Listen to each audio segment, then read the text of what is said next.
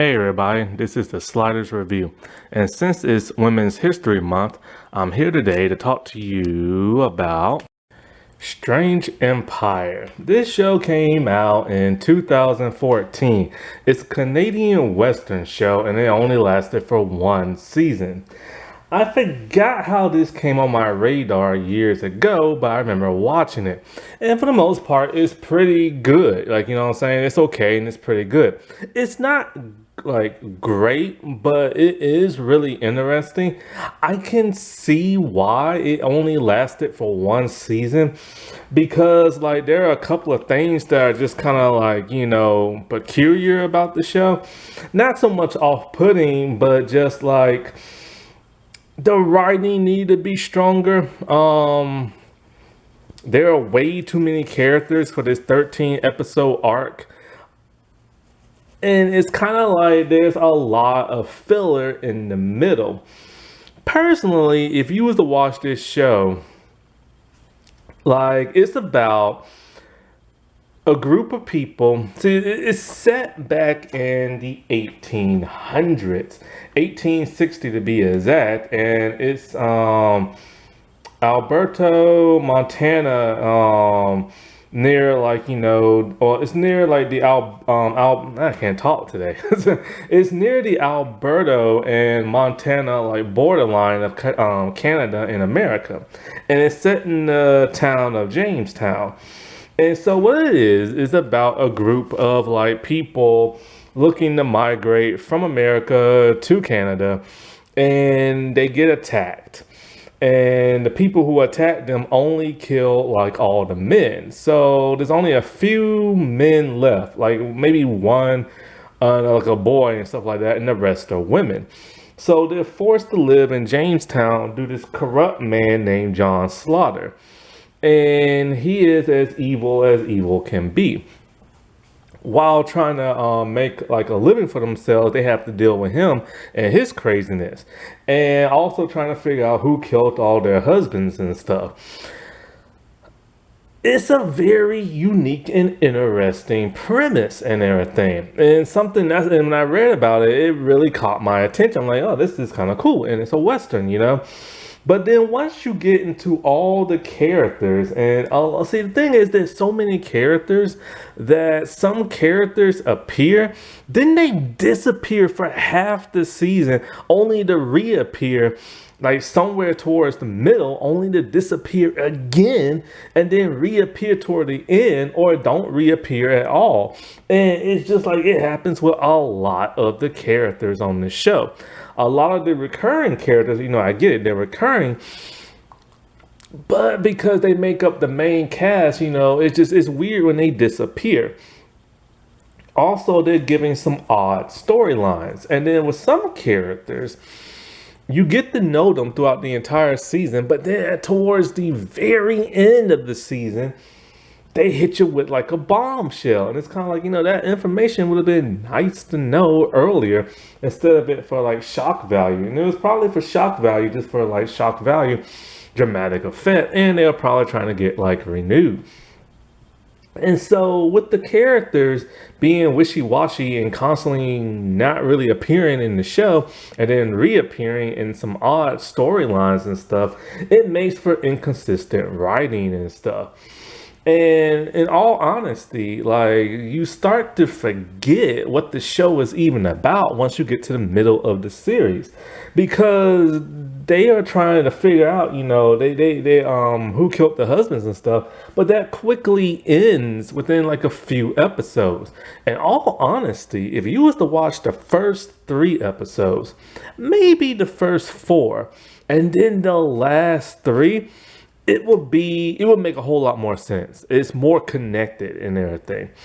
So I don't know why there's that huge gap in between where they're just doing everything else and other storylines.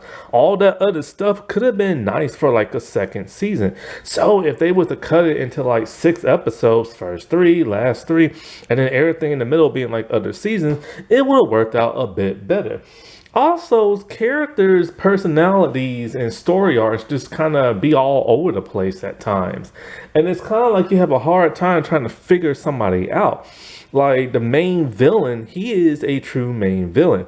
He's overly complex, he's evil, he's selfish, he's crazy, he's gutless, and it's like, he's ruthless, and that's all put all in the same season.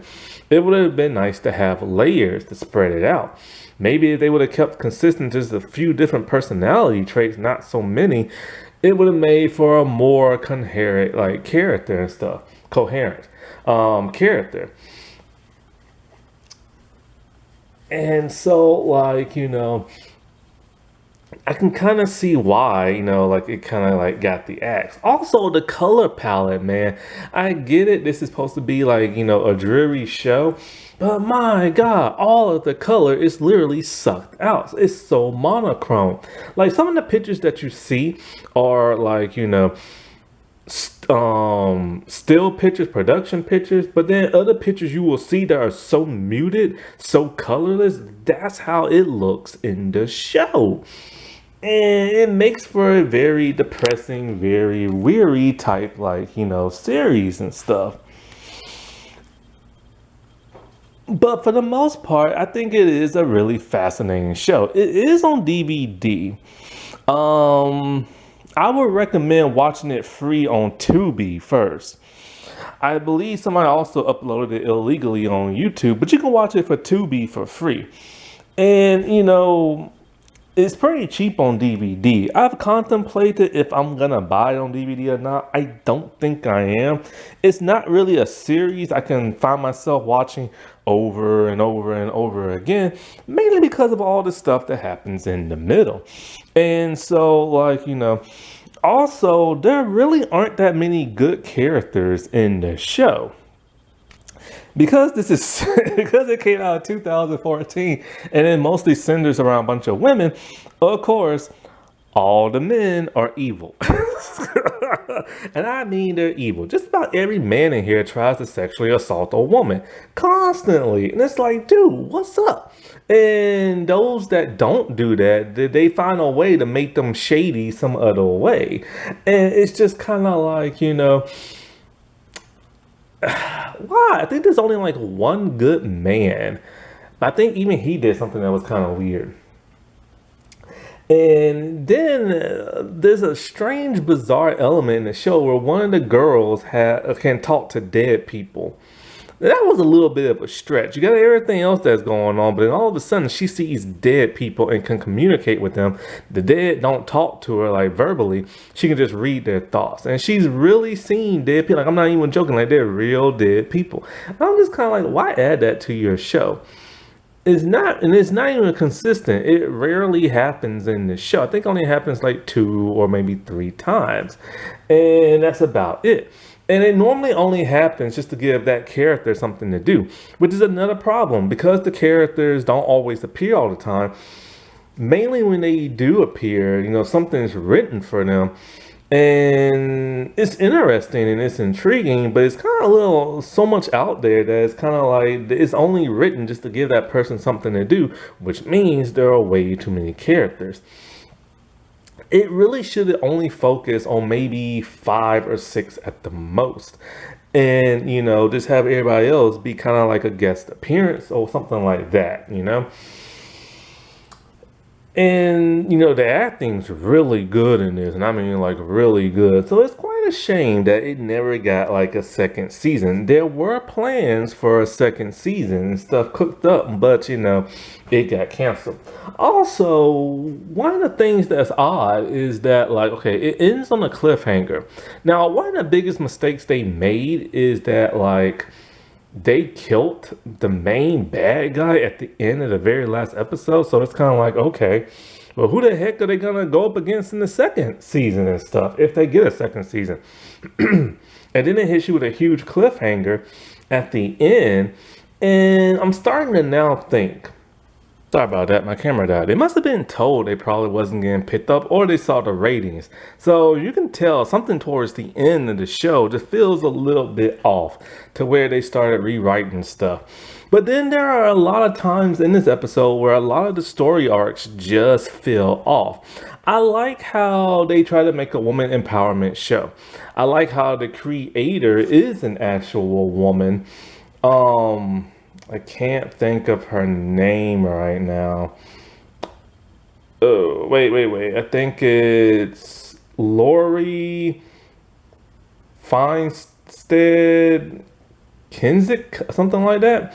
Um, so at least it's written by a woman. So she had like an actual idea of what she wanted to do. Sadly, it's just like, I don't know, man. It was just like the writing, the characters, and certain plots just didn't really mesh well together. It probably sounded good in her head, but then on paper, it just didn't. Well, Paul also sounded good on paper, but it just didn't come through that well, you know?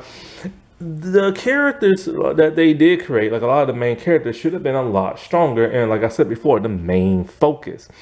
If she just would have like focused really hard on a really like simple plot. Like I said, the first three and the last three episodes, because those are like really good and stuff. Like episode 1 and 2 are my favorite, and episode 12 and 13 are my favorite. And that's sad when there's only 4 episodes that are actually my favorite. Because when you watch the rest, it's kind of like, it's interesting, but I don't know. It just feels like it's always put there for dramatic whatever. And I think, like I said before, focus on like a small amount of episodes, a certain plot, give those characters, find out who your main character is going to be, and then like give them something really juicy to sink their teeth into and keep their personalities consistent and not like all over the place. It would have been a much stronger show, and then they could have experimented more in later seasons and stuff. Because there aren't that many westerns out no more, and how often do you see a female western? They normally don't do well. And it's because like people need to really sit down and like focus. And I'm trying to talk now and I have a huge migraine. I cut the grass today and I have tinnitus. So yeah, my head is like really going through the motions right now. And so because seriously, it's weird how like they will like say that one girl, right? They'll come up with her seeing dead people, and other than that, she don't see them no more. And then it's like this one main character. What are her motives and everything? And it's like, how do you have two black characters, but one's a slave, the other's not, and you really don't address how the other one isn't a slave, but then you kind of mention something towards the end, and it's kind of like, you had this opportunity to explain it in the beginning, but you go throughout the entire season not knowing nothing and just wondering in your head, how is she a free woman and everything? And then you find out at the end, like, what happened to her and how she became that way. And it's all like, well, it's too late because I kind of lost interest, you know what I'm saying? And I do, one thing, some things I do like about this show, I like how they show life in the Old West, how they use like the restroom, how people just take over towns and and supply people with stuff. Because it's kind of like, it's weird because this man is so evil. Why do they follow him and stuff? And it's because it's literally his town. His dad's money, he's paying for everything.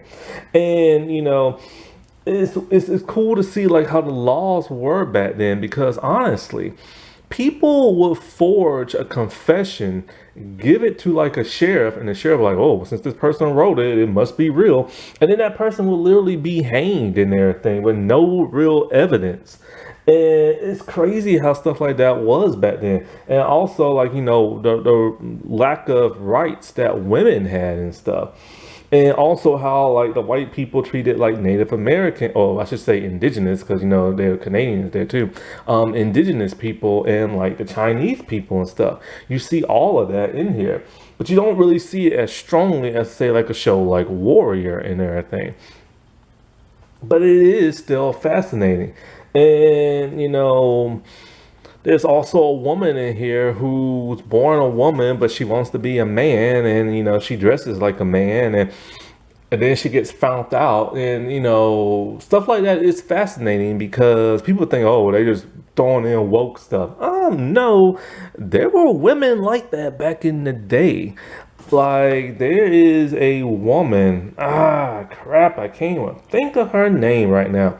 She's a Latino woman. She lived in Florida during the Civil War, and she wanted to fight in the Civil War. So she dressed like a man, and she fought for the Confederacy. Then, when she nearly almost got found out, she fled to the North and fought for the Union, almost getting found out again. And when she was on both sides fighting the war, she posed as both a man and a woman, helping to be like a spy and stuff like that. So there were people like that back in the day and stuff. You just gotta do your research and everything. And so seeing stuff like that in the show was like really fascinating and really interesting. Like I said before, there's some really interesting characters and stuff. And so let's get into a few character profiles, which is kind of hard to do because, like I said, there's so many people and they're all over the place.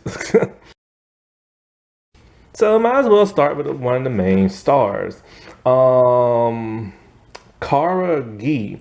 She is an indigenous woman, but on the show, she's half white and half indigenous. I don't know if she's half in real life, but she was in The Expanse, I know, and she plays Cat Loving. Cat Loving is married to a white man named Jeremiah, and she is pregnant, and they plan on migrating up, like, north and everything to Canada, because they want to start, like, a ranch. Sadly, she miscarriages and stuff like that. And one interesting thing about her is that she never dresses like a woman. She only dresses like a man with the hat and the trench coat. And it's never explained why. And, it would have been nice if they would have like mentioned why she dresses this way, but you kind of get the hint once you get into these other two characters. And so basically she meets a group of people who are also migrating up north. And she meets like, two little girls. Crap, I can't even think of their names right now. Cause there's so many, I got so many names on this list. Cause there's so many freaking characters. Kelly is one, and I want to say Grace, but I don't know. Crap. I'll say Kelly and I'm just gonna say Grace for now. Anyway, Kelly and Grace.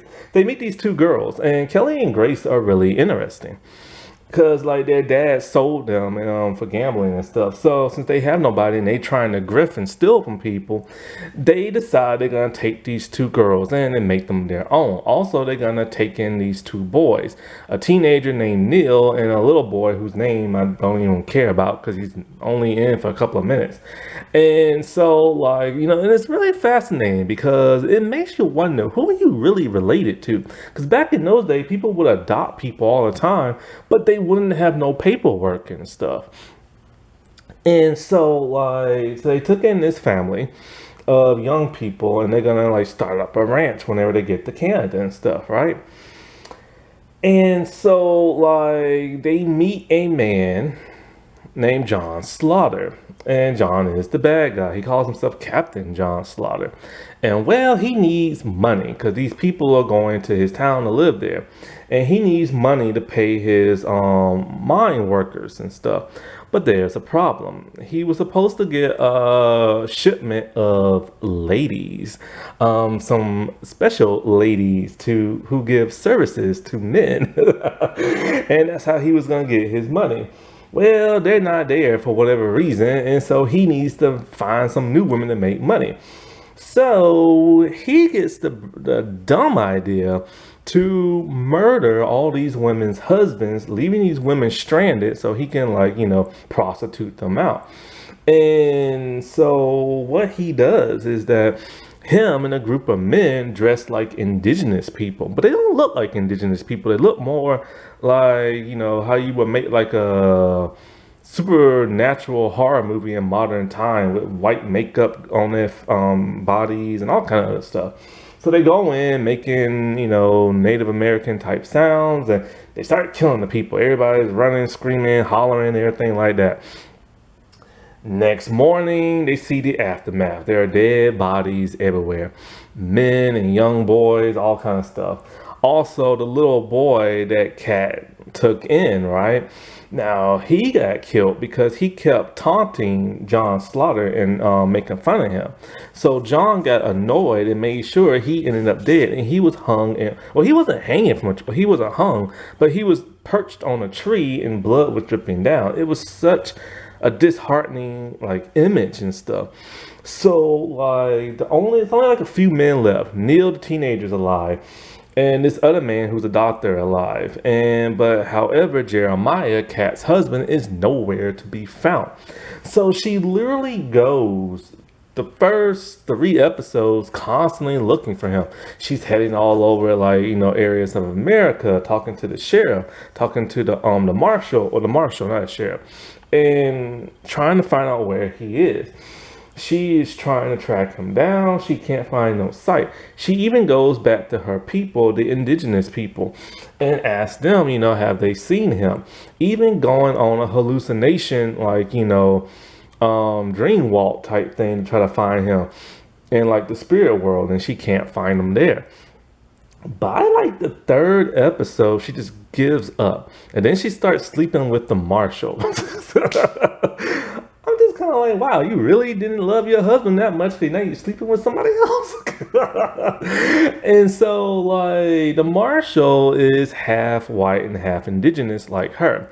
When the townspeople find that out, because they're a group of white people, they hate that because they don't like indigenous people. They didn't even realize Kat is indigenous herself. She looks it, but they couldn't tell. So they turn on her, and even the girls turn on her for a short period. But for the most part, they come back around. And that's the thing. It's kind of okay, they hate her because of her race. But then the next episode, they're okay, we're cool and everything now. And it's that's weird. Don't you think that should have lasted the whole season with them having a problem with her? But it don't. That's kind of odd. And that's the problem, with some of the writing. So throughout the entire season, she's constantly bickering with John Slaughter. It's at the point where he steals her girls because he wants to prostitute themselves. And these are little teenage girls and stuff, 13, 14, 15, something like that. And he's literally going to prostitute them. So she tries to get them back. Now, she's a tough woman. She's a gunslinger. However, she's only verbally tough. Every time a man, she tries to fight a man, she can't. And so I don't know how I feel about that, because in one way it is kind of realistic because she's a lot thinner than a lot of these men, so it makes sense. But at the same time, if she's supposed to be the main hero, shouldn't she be able to beat somebody up? So it does make you wonder how she's going to get her revenge on John Slaughter if every time he attacks her, she gets her butt kicked by him, even to the point of being hung and everything. And so it's I don't know, in a way it's realistic, and in a way you kind of want that fantasy, But in a way, it's even to the point where he prostitutes her out. But she never has a chance, and the girls never have a chance because they're able to buy their way out because of this other woman.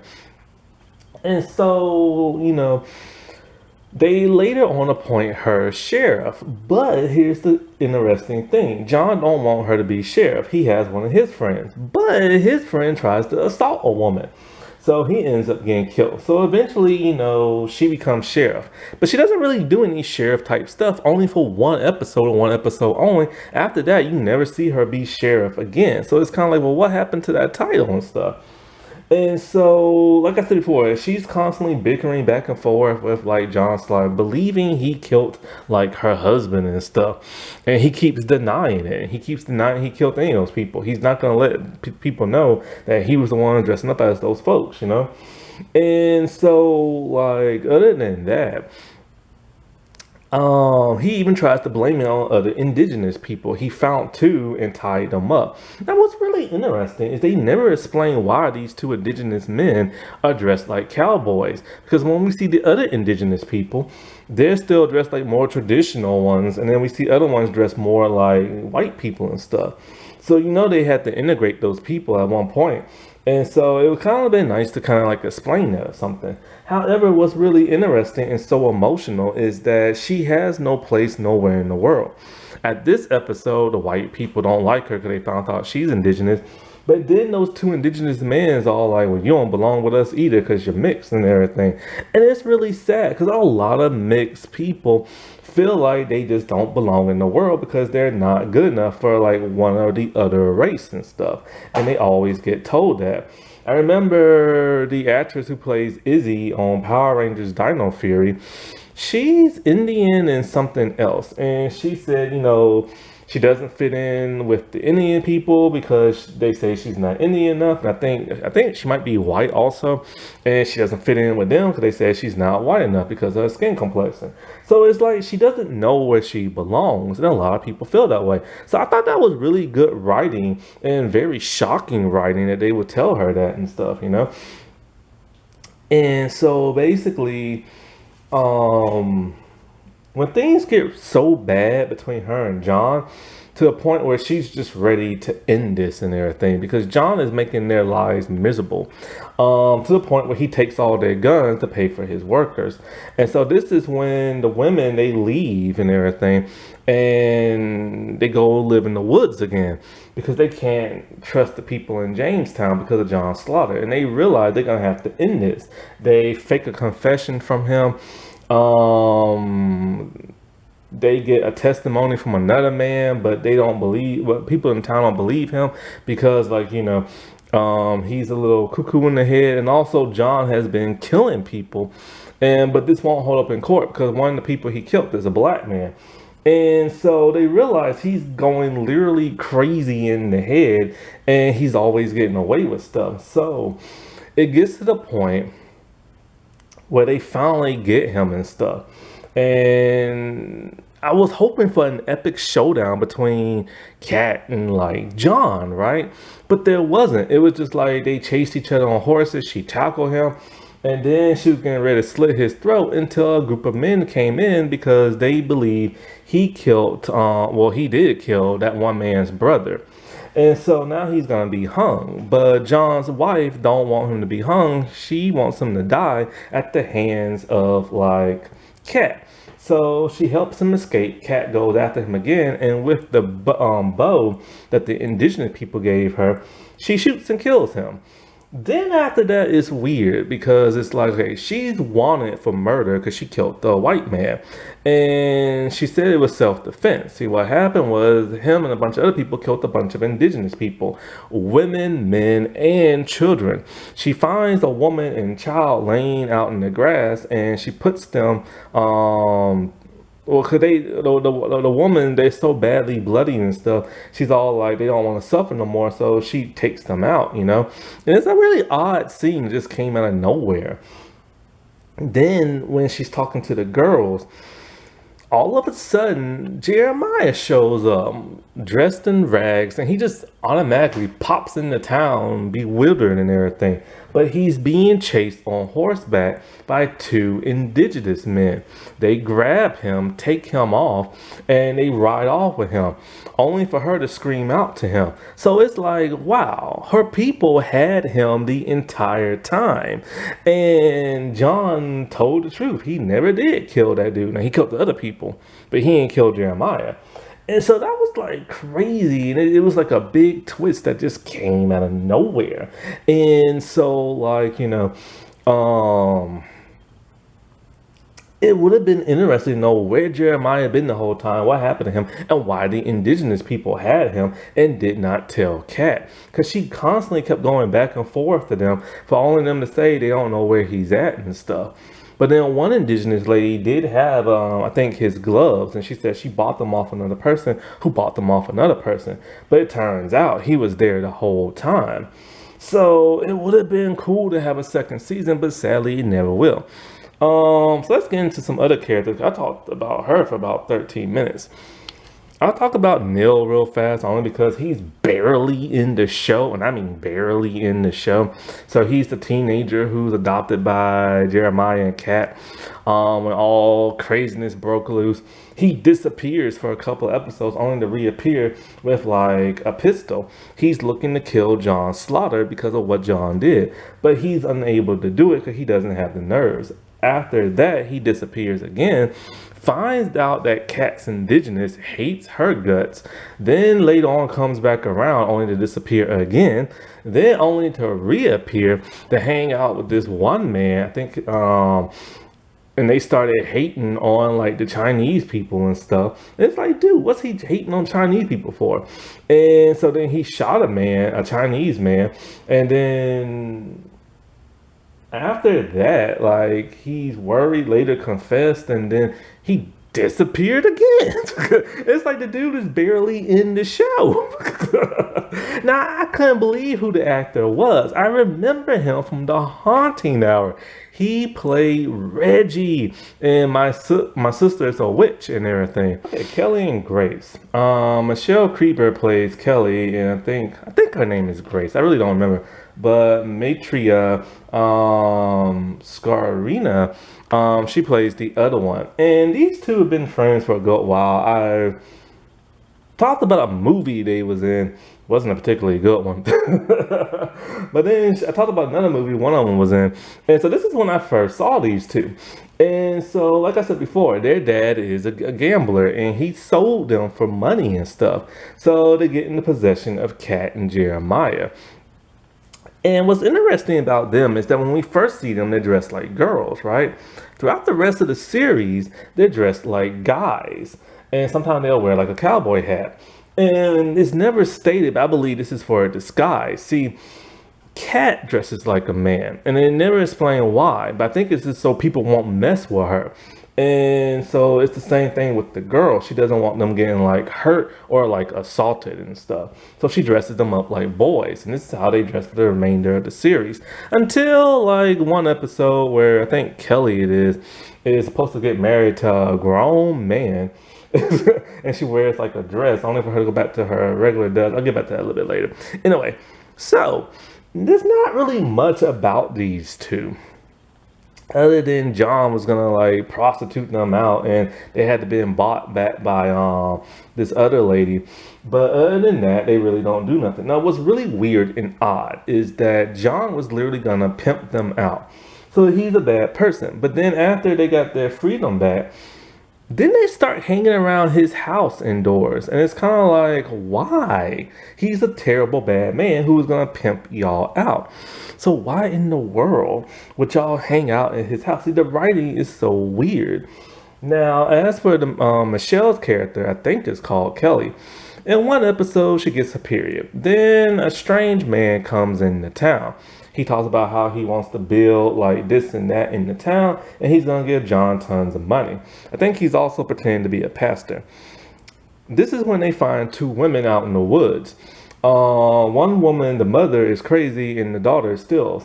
And it turns out that this man is a liar. Now, it's nasty that he's a grown man who wants to marry a little teenage girl. But this was the Wild West, you know what I'm saying? But what's worse is that, okay, remember how I said the mother-daughter couple? The daughter is also his lover and everything. But the mother is married to him. So he's married to the mother and does stuff with her and then does things with the daughter. But here's the craziest, nastiest part. The daughter of the woman, who's also the lover, she is also the niece of the man.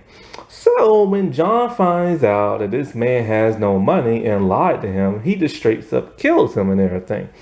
And so the two women are now free from him and they leave, never to be seen in the show again. And that's really all her character does, is about to get married to this man. And she also gets pissed at Kat for being indigenous, all for about like 2 minutes and stuff. Then there is the other one. The other one has the ability to talk to dead people for some bizarre reason. She is able to talk to John's dead brother, and then she sees that little boy who was in the tree. Then, like, she can see all the dead people like around the crazy man because he helped kill them and stuff. And so she tells him, they will go away once you confess all this, blah blah blah. So he tells them, they write his confession out. They write his name, but then he puts an X for a signature.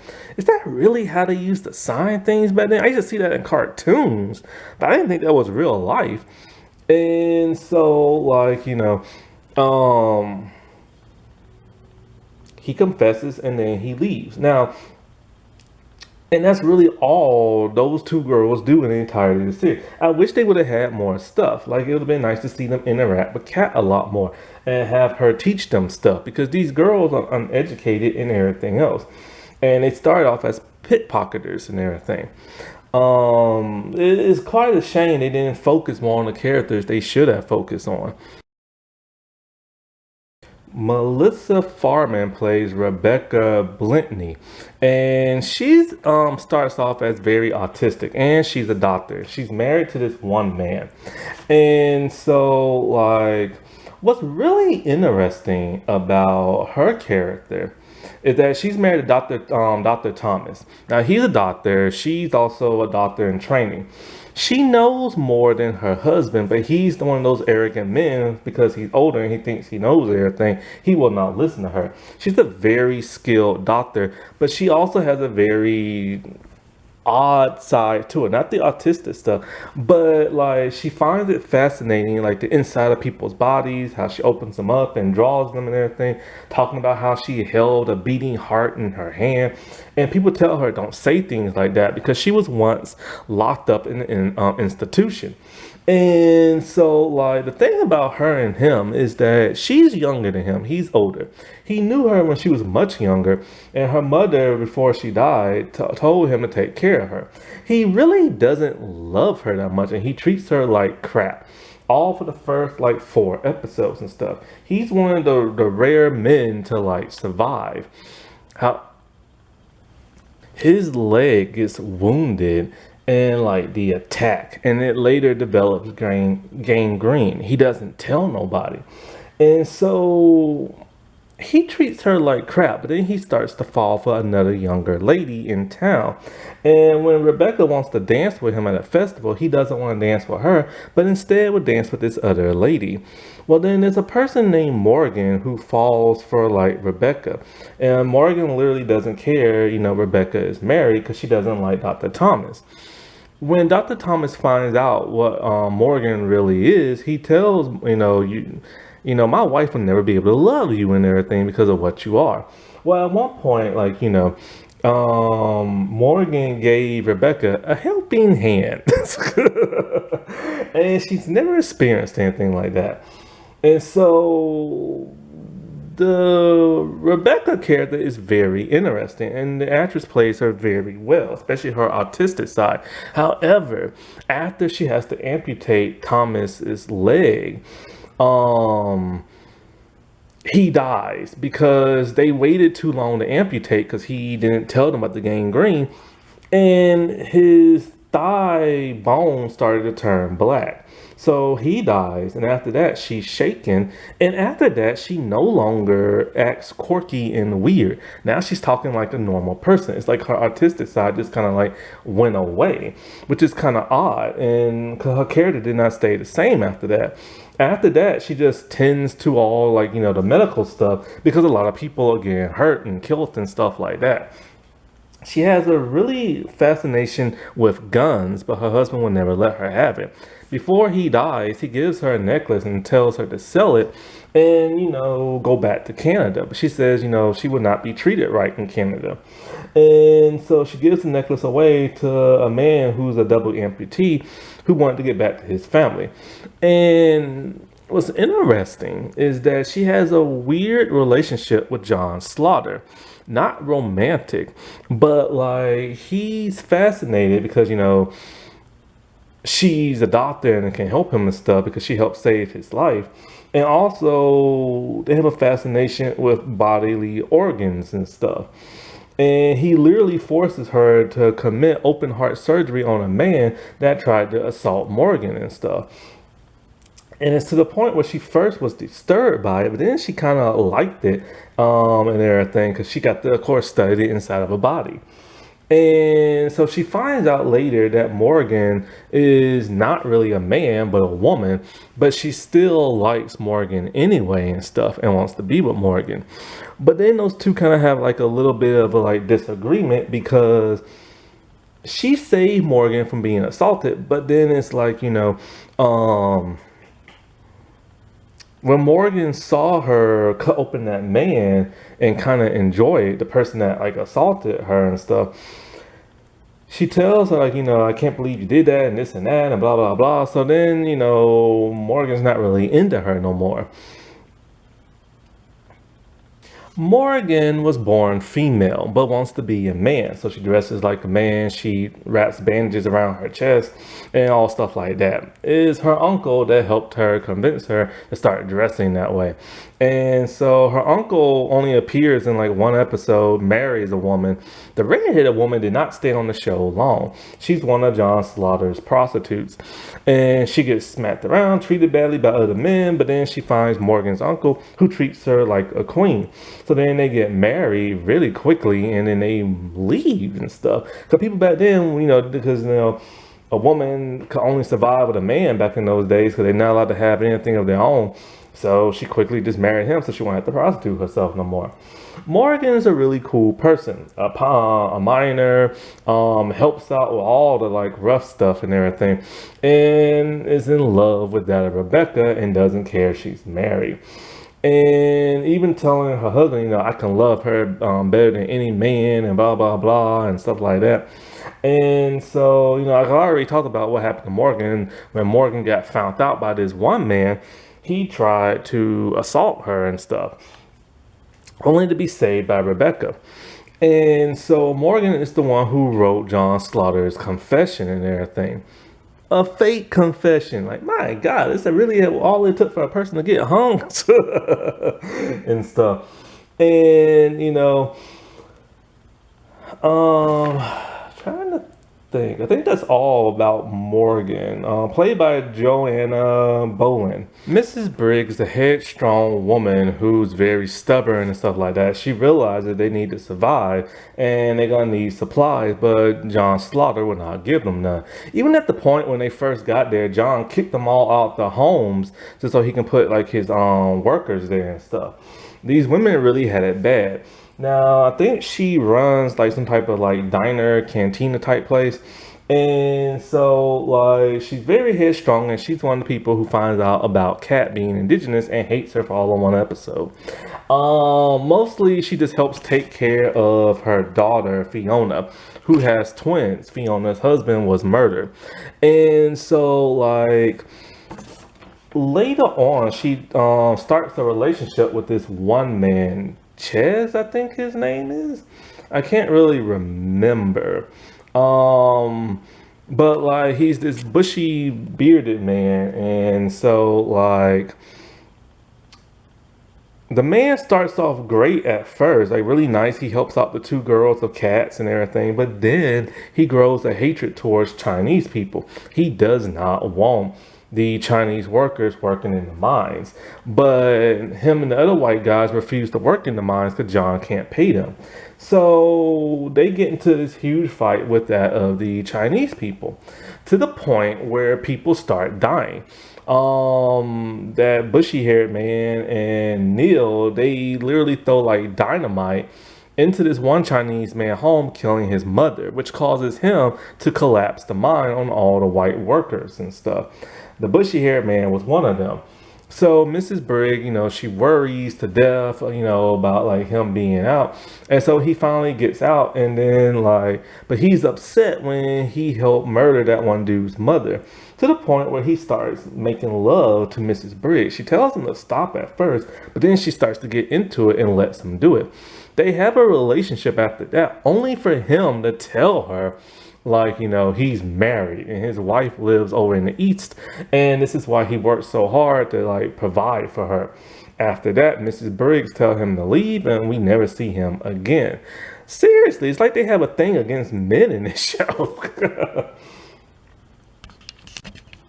Now, Fiona, she is friends with this, well, frenemies with this other person. I forget the other person's name. Literally, Fiona and this other woman literally pops in and out the show. Fiona, just has twins, husband's dead. She complains a lot in this show, and she doesn't want to live there, but they had no place else to go.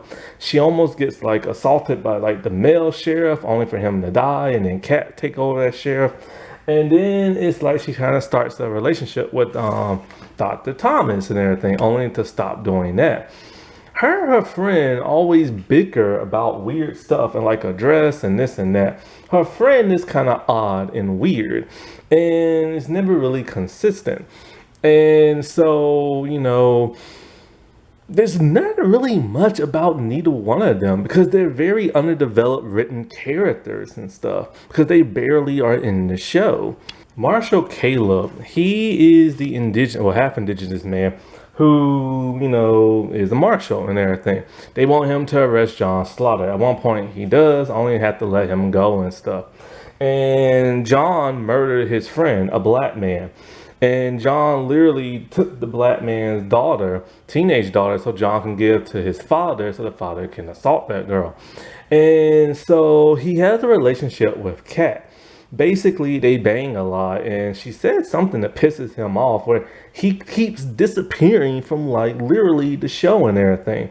Then he has to arrest Kat for the murder of that white dude, only for her to show him the field of the dead indigenous people, the why she did what she did and everything. He's not much of a like marshal because he doesn't do much, and he's literally only there to just bang Kat and everything. The only good guy in the show, and he's used as a sex toy.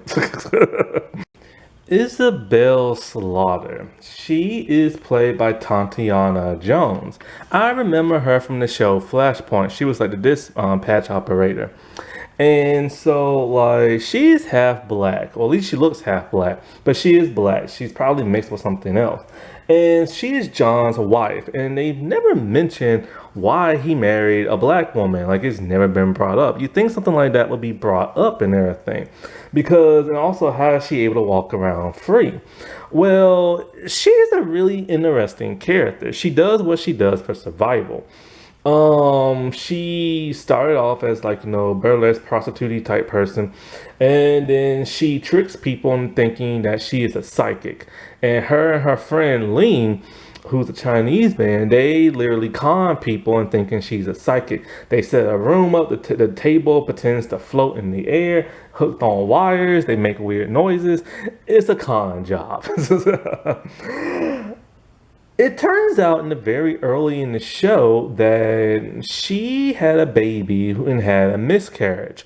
John took the baby, threw it outside so that the coyotes can get to it.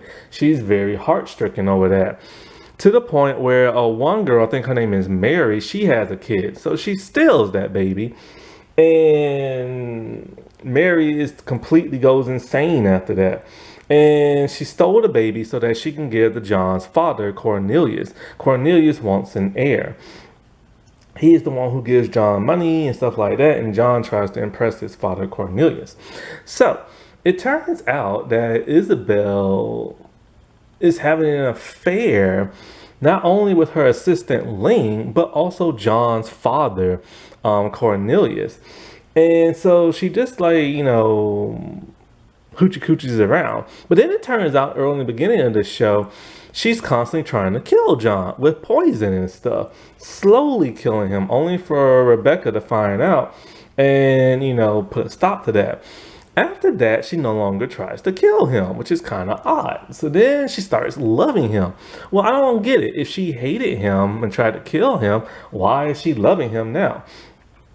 When John's best friend tells, John that I saw your dad and, your woman, messing around, he doesn't believe his best friend and kills him, which is causing John to go insane in the head. And so, Then it turns out that John decides he's going to get himself another woman, which makes Isabel jealous. But she don't love him. Why is she jealous? So then she goes outside dressed like skimpy and everything and asks men, okay, who wants some boys? But nobody will touch her because she's John's woman. So then her and John finally do it for her to actually get pregnant by him. Only to have an abortion by Lene because she doesn't want to have John's baby. Make it make sense, man. Like, does she love him or not? At some point, her and John have it out, and John beats the snot out of her, and they show it on screen. It is brutal, and it's like, oh my god, dude. So then she goes to Ling and everything. He's happy because she gets to be with him, but she's all like, no, we're just gonna get revenge. But they never get revenge on, like, John, really. Then when John's about to be hung, she sets him free, only for, like, Cat can kill him. After that, John left a lot of stuff for her in the will, but she can't take possession of it unless she's married. Cornelius is all like, yo, marry me so we can split our share. She don't want to marry Cornelius. It's discovered towards the very end of the season. Cornelius bought her at an auction when she was 5 years old. And so, and she's around the same age as John. And then Cornelius would like assault her at a young age. When John found that out, he tried to beat the crap out of his dad. John's dad is disgusting and everything, but it's like this big revelation should have happened towards the middle of like the season. After John is dead, she proposes to Kat. I'm like, what the world? So Kat dresses up like a man more than she normally does, marries Isabel, so Isabel can have a fake husband, and Isabel can have all like John's possessions and stuff. So she gives Kat money to make her ranch and stuff. And Kat tells her, Cornelius is going to be looking for your fake husband. But then she'll probably just make something up. It's no weird, odd twist at the end, but, they all got what they wanted. But it's just her character is like all over the place. Does she love John? Does she not? Does she love Cornelius? Does she not? And it's like all kind of stuff. Ruby Slaughter is the house slave and everything. Ruby's purpose in the show is just to give advice, and she's always giving advice to people whether they want it or not, and they never take it from her. But then when John kills that black man's daughter, and when he killed that black man's daughter, he put like flesh in the girl's mouth to gag her. After this, John goes crazy, and it's kind of like, why isn't Ruby turning on him? And it turns out that her and John kind of had something growing up. They're around the same age. And like, when Cornelius would beat both of them, their hands would bleed and they would hold hands crying and keep each other comfort at night. Then it is revealed because like, okay, Ruby gets pissed at Isabel because she knows what Isabel been doing. And so Isabella like, get out this house, you ain't welcome here no more. Well, Ruby knows she's a slave and she can't go no place else. Like, she's been literally born into this family. So then she tells the truth about Isabel, which causes her to get the crap beat out of her by John. And so Ruby gets to stay. Ruby literally did what she had to do to survive. And it was like very shocking because before then she was a nice person. Then it turns out that her and Cornelius used to have a thing together. See, Ruby didn't like the fact that Isabel and Cornelius had a thing because she used to be Cornelius' mistress and everything. They even have a kid together. He's in like college or whatever, learning to be a gentleman. And this was found out towards the end of the series. It would have been nice to know why Ruby is always sticking up for these evil men and stuff, And so then after that, she literally just like puts on a purple dress, fixes her hair up, and just starts flirting with Cornelius, only for Cornelius to be all like, I want another woman and stuff. And she keeps going back and forth to like Cornelius and stuff. And even to the point when John dies, she stays with Cornelius. And it's just weird because it's like, there are so many hidden layers with her character, but they all come out in like the same episode towards the end. Cornelius is John's disgusting sexual assaulter father. He loves black women, he loves young girls, and he hates John. John is a disappointment. He gives John money to start like a mine and everything, but when that doesn't go the way he needs it to, he just shames John. He sleeps with John's woman, and John literally beats the snot out of his father at one episode. And then to another point where when he finds out that John's left him something in his will, he goes to kill John, only for John to sneak up on him and pull a gun on him. When John dies and everything, he pees on John's grave. He's a very old, disgusting man and everything. And it's like, I don't know, like it's weird. He plays this role too well, man. Like he really seems like he's back in the 1800s. Ling is a Chinese man who's in love with Isabel. He used to be her assistant until John found out that they had a thing together. He kicks him out and he goes to Chinatown.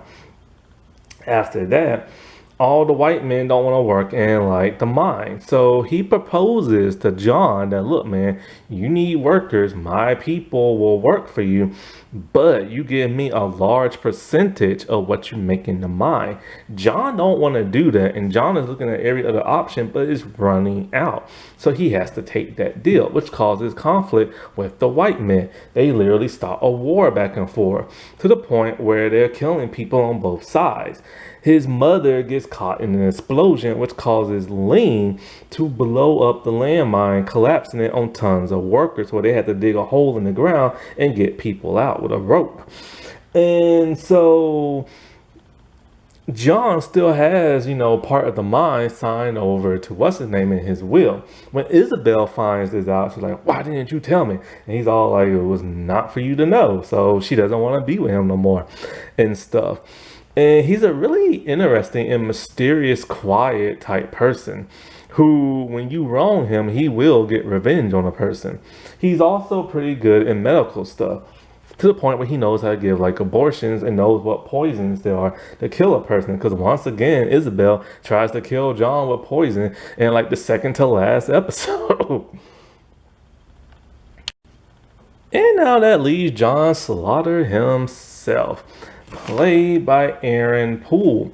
And I pretty much already talked about this dude. He is an evil, evil, evil man.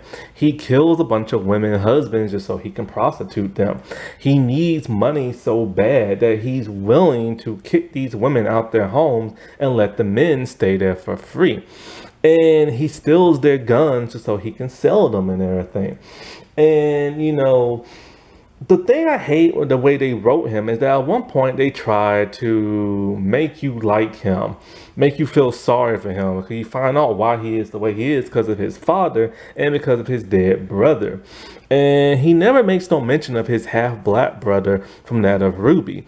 And so, like, I hate when they try to make a villain sympathetic and everything, but then they go back and they make him pure evil again. There are times where he's saving the women, and there are times when he's torturing them and stuff. So it's like, which is it? But when he kills his best friend, he literally goes crazy. When the mine collapses, he goes even crazier. And he wants to make his father happy, so he shoots a black man, takes the black man's daughter, gag her with flesh inside her mouth, human flesh, to give to the father. Luckily, she is rescued and stuff by everybody else in the house. But like, he goes back and forth to Isabel, beating the crap out of her. He's a very complex villain and everything. A little too complex. They really should have spreaded his complexity out to other seasons if they was gonna get picked up. During towards the end, all of a sudden when he kicks all the women out their homes because they have to leave and everything, he won't let the doctor lady leave because he'll just hunt her down and kill all the women. So this causes all the women in town to start dressing like men as disguise. And so Kat is so fed up, she's ready to end this. Now, what's really odd and bizarre, towards the end of the season, the last 2 episodes, he writes a will out, almost like he knows he's about to die, like he knows his number is up. when him and Kat had that scuffle and every time, the second time, he has the gun in his hand as she has a bow and arrow. But then he just like puts the gun down, like he's just ready to die. Like he's tired and crap, you know? And it's like he just gives up. He can't make nobody happy. He's making all the wrong mistakes. Everything bad is happening because he makes everything worse happens. And so she kills him and then he just like dies and everything. He is really, really, really inconsistent as a villain. They really should have just kept one personality trait with him and then let it go out through the entirety of the season. Because it's kind of like, why try to redeem him? Why try to make him nice one minute, then evil the next, and this and that? And it's like, I get it. He's having a psychological breakdown, but when they try to have him save people, then that kind of ruins it. But then once he saves a person, then he goes and does something really terrible, like have somebody cut their chest open and pull their heart out. And he loves holding like a human heart in like his hand. And so he's very, very psychotic in the head. I just wish they could have wrote him slightly better. So it's not a bad show by no means whatsoever and everything. It's a really interesting show. It's a bit inconsistent and stuff. And it's quite a shame because this could have went on for many seasons, but sadly it never did. Happy Women's History Month, everybody. All right, I'll talk to you later. Bye.